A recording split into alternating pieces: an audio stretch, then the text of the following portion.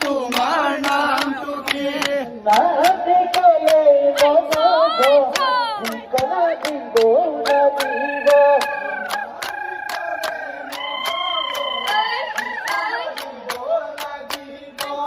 ঠিকানা দিলে নগদ ঘর দিব লাগিব ঠিকনা দিলে নহব ঘৰত নিব লাগিব।